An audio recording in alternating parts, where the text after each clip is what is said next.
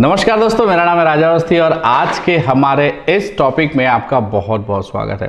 दोस्तों, आज का ये टॉपिक जैसा कि आपने थंबनेल में देखा होगा या आपने टाइटल में पढ़ा होगा कि अगर आप एक वेडिंग फोटोग्राफर हैं और आप ये करेंगे तो आपका क्लाइंट तुरंत फोटो सिलेक्शन करके दे देगा। अब क्लाइंट फोटो सिलेक्शन करके क्यों देगा? ये जो टॉपिक है ये वेडिंग फोटोग्राफर्स के लिए है। स्पेशली वेडिंग फोटोग्राफर्स को बेसिकली बहुत सारी प्रॉब्लम जाती है कि यार हमारा जो क्लाइंट है वो फोटो सिलेक्शन करके नहीं दे रहा है, मैंने पूरे फोटो दे दिए हैं, उसके बाद भी मुझे पेमेंट नहीं आ रहा है एंड एक्सेट्रा बहुत सारी दिक्कत है। तो आज का ये टॉपिक इसी के ऊपर है। मेरा नाम है राजा अवस्थी एंड आइए स्टार्ट करते हैं।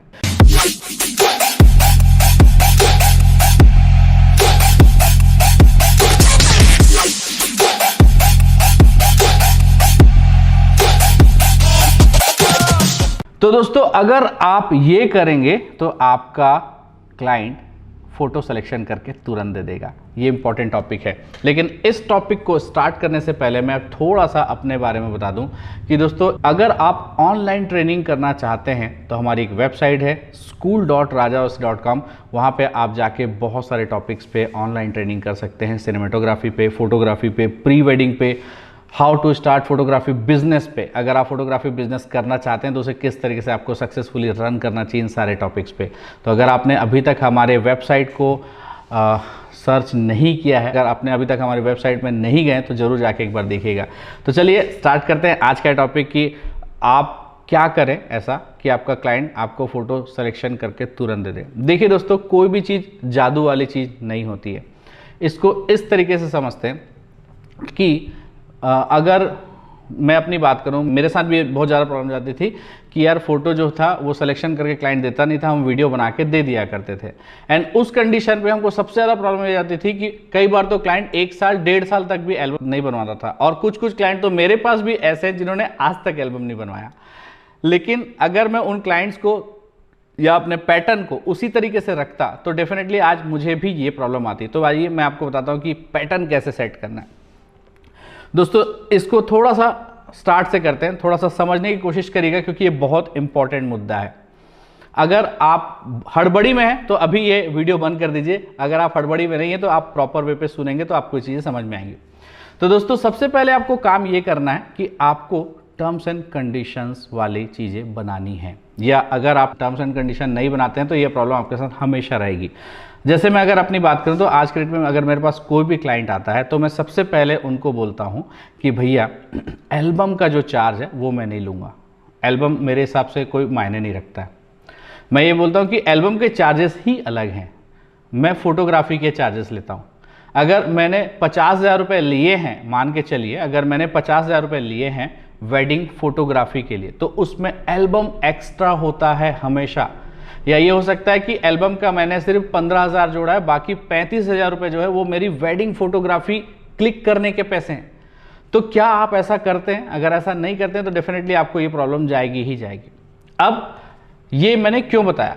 अगर आप फोटोग्राफी करने का पैसा लेते हैं तो डेफिनेटली दोस्तों आपको कभी भी प्रॉब्लम नहीं जाएगी।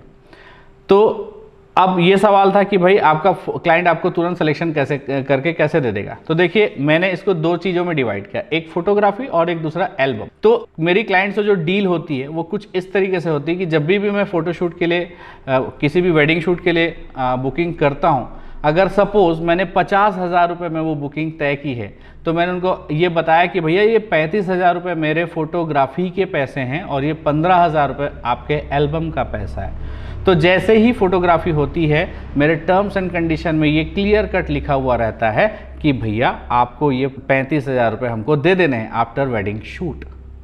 अब चाहूँ तो मैं उसको 10,000, 10,000 और 15,000 करके ले लूँ, या मैं 15 और 15 30 करके ले लूँ, 15 और 20 करके ले लूँ। कोई भी कंडीशन पे मुझे वो 35,000 रुपये ले लेने हैं। एंड उसके बाद मैं उन फोटोज़ को ना ही कंप्रेस करता हूं और ना ही कुछ करता हूं, सिर्फ बेसिक एक करेक्शन करता हूं। जो फोटो अच्छे नहीं उनको पहले से हटा देना ताकि खराब फोटोज़ ना जाएं। जो अच्छे फोटोज़ हैं, मान लीजिए हमने 3,000 फोटोज़ खींचे हैं तो हो सकता है उसमें से 200 फोटो खराब होंगे, तो बाकी जो फोटोज़ खराब है उनको डिलीट करके हम सीधा क्लाइंट को दे देते हैं। अब दोस्तों, अगर वो क्लाइंट हमें पैसे देता है तो भी ठीक है, हमें पैसे नहीं देता है तो भी ठीक है, क्योंकि हमको पता है कि हमारे 35,000 रुपये ऑलरेडी हमारे पास आ चुके हैं। एंड हम बेफिक्र रहते हैं कि अब वो जब भी फोटो सिलेक्शन करके देगा वो उसका हेडेक है। हमने पता है कि वो 15,000 रुपये हमको लगने हैं एल्बम बनाने के लिए, तो वो जो 15,000 रुपये वो हम अपने फोटोग्राफी के इनकम में काउंट करते ही नहीं है। हमको पता है कि उतने पैसे लगने ही लगने, तो हम क्या करते हैं, ऑलरेडी पैसे लेने के बाद जब वो फोटो सिलेक्शन करके देता है तो उनसे हम पैसा लेते हैं कि भैया ये 15,000 रुपये आपका बचा है।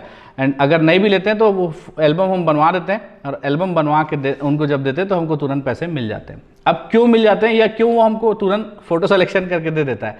क्योंकि देखिए क्लाइंट को ये लगता है कि वो 50,000 रुपये में फोटोग्राफी प्लस एल्बम का काम उन्होंने दिया हुआ है। तो जब वो 35,000 रुपये ऑलरेडी दे चुका है, उनको लगता है कि हाँ यार मैंने इतना पैसा दे दिया, तो उनको लगता है कि नहीं यार फटाफट मैं अपना काम कर दूं और मेरा एल्बम मेरे घर आ जाए।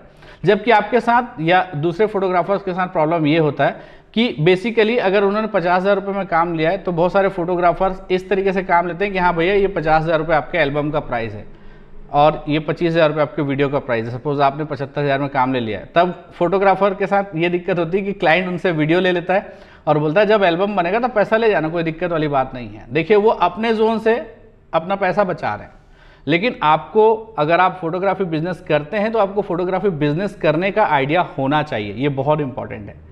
तो मुझे आपको आज सिर्फ इतना ही बताना था कि आपको अपने पैटर्न पे ध्यान देना है, आपको फोटोग्राफी का पैसा लेना है, ना कि एल्बम का पैसा लेना है। अगर आप इस पैटर्न पे काम करेंगे तो डेफिनेटली आपका पैसा कभी नहीं रुकेगा। एंड जब से मैंने ये स्टाइल अपनाया है, अगर मैं दूसरे फोटोग्राफर्स की बात करूं, किसी दूसरे बड़े फोटोग्राफर की बात करूं, हालांकि मैं तो बहुत छोटा फोटोग्राफर हूं, बट अगर मैं किसी दूसरे बड़े फोटोग्राफर की बात करूं जिन लोग बहुत बड़े बड़े पैकेज लेते हैं, जिन लोग 10 लाख 20 लाख 50 लाख 1-1 करोड़ तक का भी पैकेज लेते हैं, तो क्या आपको क्या लगता है कि वो एल्बम के हिसाब से पेमेंट लेते होंगे?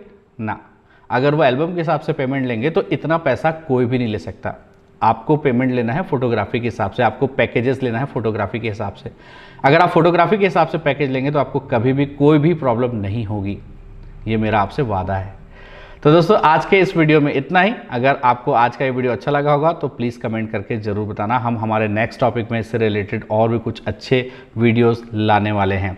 दोस्तों अगर आपने अभी तक मुझे इंस्टाग्राम में फॉलो नहीं किया है तो राजा अवस्थी 007 ये मेरे इंस्टाग्राम आईडी है, आप मुझे ज़रूर फॉलो करें, वहाँ पे भी बहुत सारे अपडेट्स आपको मिलते रहते हैं। एंड अगर अभी तक आपने ऑनलाइन कोर्स हमारा नहीं देखा है तो ज़रूर जाएं, ऑनलाइन कोर्सेज के साथ आप बहुत सारी क्रिएटिविटी कर सकते हैं बहुत ही कम प्राइस में। आज का ये वीडियो देखने के लिए आपका बहुत बहुत शुक्रिया। Thank you so much, keep watching.